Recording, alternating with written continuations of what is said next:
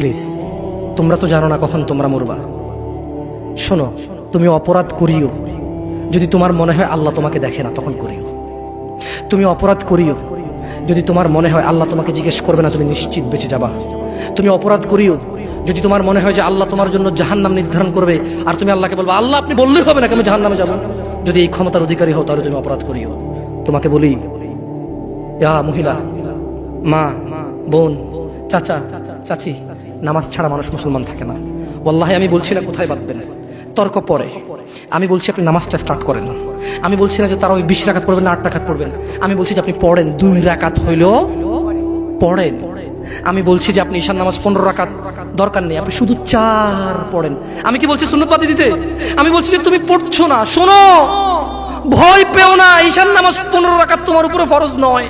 আমি তোমাকে না করছি না 15 রাকাত পড়তে। আমি বলছি যে তুমি নামাজই পড়ো না, 4 পড়ো। এই 4 রাকাত ঈশা না পড়লে তুমি মুসলিম নও। 3 রাকাত মাগরিব না পড়লে তুমি মুসলিম নও। 4 রাকাত আসর না পড়লে তুমি মুসলিম নও। দেখো, আমাকে দোষ দিও না। বুখারী খোলো, সালাত অধ্যায়ে যাও, আযান অধ্যায়ে যাও। আল্লাহর নবী বলেছে তারা ওরা কাফির, ওরা মুশরিক, ওদের আর আমি মুহাম্মদুর রাসূলুল্লাহ সাল্লাল্লাহু আলাইহি ওয়াসাল্লামের উম্মতের মধ্যে পার্থক্য হচ্ছে নামাজ। ও সাহাবা, ও উম্মত, তুমি চিনবা মুহাম্মদের উম্মতকে সাল্লাল্লাহু। ও আমার উম্মত, তুমি কি আমার উম্মতকে চিনতে চাও? শোনো, তারা যারা আমার উম্মত না, আর এরা যারা আমার উম্মত। ওটা আমার উম্মত যারা নামাজ পড়ে না, আমার উম্মত।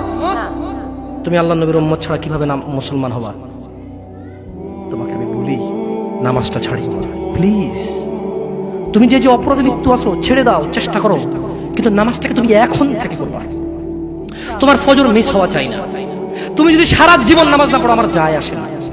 তুমি যদি সারা জীবন নামাজ পড়ো, আমার কিছু লাভ আছে। তুমি নামাজ পড়লে নাকি আমি আমার লাভে কথা বলছি। শোনো, তুমি নামাজ না পড়লেও আমার লাভ আছে। কি? ইন্নামাল আমালু বিন্নিয়া। আমি নেকির উদ্দেশ্যে কথা বলছি, আমার নেকি হয়ে যাবে। কে ঠেকাবে? তুমি তো আর আল্লাহকে ঠেকাইতে পারবা না। তুমি নিজেকে না নামাজ থেকে বিরত রাখতে পারবা, আল্লাহ যদি নেকি দিয়ে ঠেকাইতে পারবা? তাহলে আমরা সবাই মিলে বলি আল্লাহর দিকে তাকিয়ে শেভ করিয়েন না। দেখেন, এটা অনেক কিছু না। এমন না যে শেভ করলে আপনি একেবারে কাফের হয়ে গেছেন, মুশরিক হয়ে গেছেন, এমন না। লজ্জা থাকা উচিত। কিভাবে কাটতেছেন? কিভাবে? কেফ? মহিলার ওঠে না, আপনার ওঠে, কেমনে কাটতেছেন? গলা কেটে দিবেন? কাটবেন না কেন? এটা হারাম। এটা কাটাও তো হারাম। শুকর খাওয়া কি হারাম? এই যুবক, তুমি দাঁড়াও, সবাই লক্ষ্য করবেন না। ওকে কেউ ভিডিও করিও না, পরে লজ্জা পাবে ইন্টারনেট আসলে। তোমাকে এখন শুকরের মাংস দেবো, খাবা? কেন খাবা না? জোরে বলো। আপনি শুকরের মাংস খাবেন? আপনি কুকুরের মাংস খাবেন? কেন খাবেন না? কেন? কেমন হারাম? শুকরের মাংস খাওয়া কি হারাম? এই এখানে তাহলে আর বলছি না। কেউ কি রাজি হবে তার বোনের সাথে জানা করতে? কেন? কেন? কেন? কেন? তো নামাজ না পড়া কি? শুকরের মাংস খাচ্ছ না হারাম দেখে নামাজ ছেড়ে দিচ্ছ, তো সেটা তো হারাম। তার মানে তোমার যদি স্বাদ লাগতো আর তোমার বাপ মা যদি শুকরের মাংস খাইতে, তুমিও খাইতা, হারাম আর বাস্তা।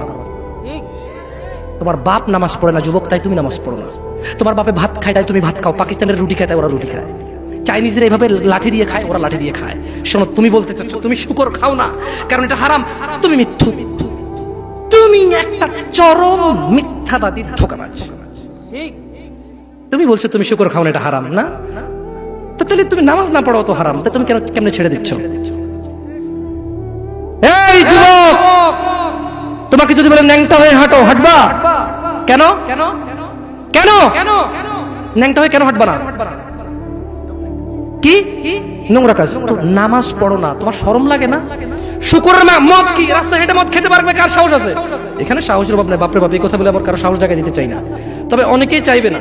অনেকেই কেন? শরম। কেন? কারণ কেউ যদি রাস্তা দিয়ে হেঁটে হেঁটে মদ খায়, ওর সাথে কেউ মেয়ে বিয়ে দিবে? কেউ? আপনি রাজি হবেন রাস্তায় ভাবে মদের বটল নিয়ে হাতে হাতে মদ খায়, এর কাছে মেয়ে বিয়ে দিবেন? কেন? এটা নির্লজ্জ লোক মদ হেঁটে হেঁটে খায় ওপেনে। এই ছেলেটাই কিন্তু ওপেনে নামাজ পড়ে না, আপনি মেয়ে বিয়ে দিচ্ছেন। আপনি নাকি ধার্মিক? হ্যাঁ, চিটিং মেশিন। আমি আপনাকে বদনাম করতে আসি না, কিন্তু আপনি মিথ্যুক, এটা বুঝে নেন তো। আচ্ছা, আপনাকে মিথ্যুক বলার পর আমার কতটুকু লাভ হলো? 2-4 লাখ টাকা যাবে ঢুকেছে, ঠিক না? আমেরিকা থেকে আসতেছে। না, আমি আপনাকে মিথ্যুক বলে লাভ না, আমি আপনাকে মিথ্যুক বলতে আসি নাই, তবে আমি আপনাকে বলি আল্লাহ ক্ষমাশীল, ক্ষমাকারী। ঠিক আছে, আপনি সত্য দাবিদার হবেন। একটা ছেলে প্রকাশ্যে মদ খেলে আপনি তার সাথে মেয়ে বিয়ে দেন না, একটা ছেলে প্রকাশ্যে নামাজ আদায় করে না। আল্লাহর কসম, এই পৃথিবীতে যত মদ আছে সবাই যদি একজনে খেয়ে ফেলে, সে কাফের হবে না। কি হবে না? কিন্তু এক ওয়াক্ত নামাজ ছেড়ে দিলে কাফের। ঠিক, আপনার কাছে মদ খাওয়াটা আমি কি মদ খাওয়াকে ছোট করে দেখতেছি তার মানে না? এখন কিছু লোক বলে জামশেদ ভাই বলছেন নামাজ না পড়া অনেক বড় অপরাধ, আরে মদ খা তুই, পুরো পৃথিবী সব খেয়ালা কিছু না। আমি মনে হয় এটা বলছি, ঠিক না? না, এরকম বোঝে ভাই, বোঝে বোঝে, এরকম অনেকে আছে বোঝে, এটা বুঝিয়েন না, আমি উদাহরণ দিয়েছি। শরম করুন। আপনি বাপের সামনে সিগারেট খেতে লজ্জা করে, বাপের সামনে বেনামাজি থাকতে লজ্জা করে না। আপনারা আপনার স্ত্রীদের সাথে যে ঘুমান, ছেলে সন্তানের সামনে ঘুমান, লজ্জা করে, কিন্তু ছেলের সামনে বেনামাজি থাকেন, লজ্জা করে না। আপনি বুঝেন, এই পৃথিবীতে লা ইলাহা ইল্লাল্লাহ বলার পরে, লা ইলাহা ইল্লাল্লাহ বলার পরে, ওয়া আন্না মুহাম্মাদুর রাসূলুল্লাহ বলার পরে শিরক, আল্লাহর সাথে অংশীদারিত্ব হচ্ছে সবচেয়ে বড় অপরাধ। ঠিক আছে, এরপর কাজ হচ্ছে সালাহ, এরপর কাজ কি? নামাজ। এরপর কাজ কি? নামাজ। আপনি জানেন এই নামাজ না পড়লে মানুষ কাফের হয়ে যায়, অথচ মানুষ ন্যাংটা হয়ে হাঁটতে লজ্জা পায়, মানুষ প্রকাশ্যে মদ খেতে লজ্জা পায়, মানুষ প্রকাশ্যে দাঁড়িয়ে পেশাব করতে লজ্জা পায়, মানুষ প্রকাশ্যে প্রেমিকের সাথে কথা বলতে লজ্জা পায়, মানুষ বাপের সামনে সিগারেট খেতে লজ্জা পায়, মানুষ প্রকাশ্যে শুকুর মাংস খাবে না, মানুষ প্রকাশ্যে সিগারেট খায় না, মানুষ প্রকাশ্যে গাঁজা খায় না, মানুষ প্রকাশ্যে নাচে না, মহিলারা প্রকাশ্যে গোসল করতে লজ্জা পায়, পুরুষরা প্রকাশ্যে পায়খানা করতে লজ্জা পায়, কিন্তু কেউ এত জঘন্যতম অপরাধ যা না করলে কাফের হয়ে যায়। প্রকাশ্যে সবাই আজান চলে, কেউ মসজিদে আসে না, কেউ লজ্জা পায় না। তাহলে দুনিয়া কি বলেন তো? তুচ্ছ খেলতামাশা। নামাজটাকে ঠিক করেন। যদি আল্লাহ আমাকে বাঁচায় রাখে আগামী বছর আনলে, আজকে পরিচয় দিয়ে গেলাম। কি দিয়ে গেলাম? আমার নাম জামশেদ মজুমদার, এটাই আমার চলে, কোনো আলেম মোল্লা মুন্সি তেমন কিছু না, কোনো রকমের যা পারি তা বলি। যদি আপনাদের প্রয়োজন হয় ভবিষ্যতে ডাকবেন।